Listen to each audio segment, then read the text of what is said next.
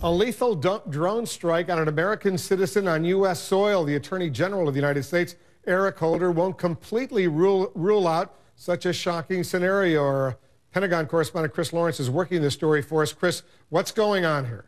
Well, this has got to come as a big shock to a lot of Americans who may not have imagined that the U.S. government could assert this kind of power here inside the United States.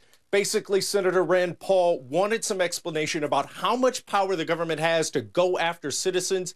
He got that clarification, and therefore now so do we. In a letter, the Attorney General, Eric Holder, wrote to Rand Paul. He said that authorizing a drone strike against an American citizen right here on U.S. soil, that would be a hypothetical situation, unlikely to occur, and something that he hoped no president would ever have to do. But, quote, it is possible, I suppose, to imagine an extraordinary circumstance in which it would be necessary and appropriate under the Constitution and applicable laws of the United States for the president to authorize the military to use lethal force within the territory of the United States. The letter goes on to give examples, such as the impending attack on, say, Pearl Harbor from 1941, or the attacks on September 11th, 2011. In a separate letter, the nominee to be the CIA director, John Brennan, says this would not be a mission that the CIA could authorize. It would have to come from the president himself, Wolf.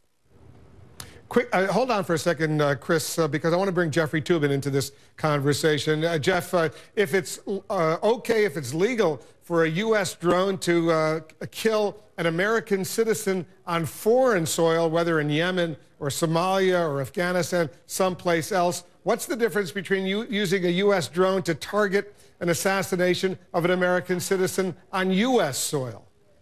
Well, it is a different situation. The federal government has more limited powers under the Constitution within the United States, but it still has a lot of powers here. And if you had a national security situation with tremendous urgency along the lines of Pearl Harbor or 9/11, you could see a situation where the drone, like a fighter plane, like a very powerful gun, could be used in the United States. It's just another weapon, and the police have a lot of weapons in this country. And let me go back to Chris Lawrence for a moment. There's no indication that the U.S. military has any plans, obviously, to actually use a drone to target the assassination of anyone in the United States, for that matter, as far as you know. No, Wolf, and you know, as I read the Attorney General's letter, it specifically says the U.S. government has not carried out drone strikes in the United States and has no plans on doing so. It further says that, as the Attorney General, Eric Holder, says that he would have to examine the particular facts according to this, whatever particular circumstance came up, he would have to look at them individually and then advise the president specifically on his legal authority in that case. Again, he made a point of saying Senator Rand Paul's question was hypothetical, is hypothetical at this time, but at some point down the road in the future, this may not be a hypothetical question, Wolf. Chris, hold on for a moment. We got some breaking news.